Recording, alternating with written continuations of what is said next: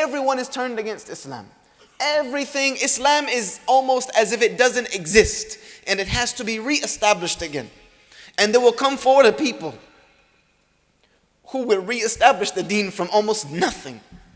But they will not have revelation descending upon them, teaching them and guiding them every step. They will not have a prophet to run to and say, Ya Rasulullah, what do we do? Sallallahu alayhi wasallam. They will be doing it based on what is left, the Quran and the Sunnah. So these people's reward has been increased by Allah. Wallahi, we live in these times. Because you can go even to the most populated Muslim country you want. And I've been to most of them. And you will find that people who live a life to please Allah, who live a life following the Quran, who live a life following the Sunnah of the Prophet ﷺ, they are the weirdest people on the planet. No matter where you go. No matter where you go. You can even stand around the Haram in Mecca and still find yourself out of place when you follow this path of following the Quran and Sunnah. But for our sisters who are, mashallah, the backbone of this ummah, who are the backbone of this ummah,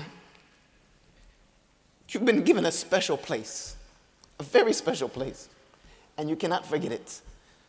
Because Allah subhanahu wa ta'ala chose especially to give you statuses higher above anything that had ever been given to anyone else. Men were already men. We already did what we do and we run around chauvinistic and we have all of that. And Allah just calmed it down a little bit in the Quran. But women were treated as if they were property. Women were bought and sold. Women were buried in the sand out of disgust. And Allah Azza wa Jal raised them to a position of honor and dignity. There's an entire chapter in the Quran named after you. I didn't read the chapter known as Surah Al-Rijal yet. It doesn't exist. But there is a Surah Al-Nisa.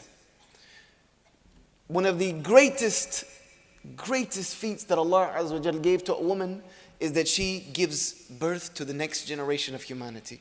Without you, there is no us. And Allah Azza wa Jal proved through Isa alayhi salam that He doesn't need us to make another one of us. So it puts us in our place a little bit. But sisters, not only are you more than half of this ummah, more than half, you will become more than 2/3. But you are responsible for the other half. You raise the rest. So you have a very dignified and prominent role. You have a very dignified and prominent role.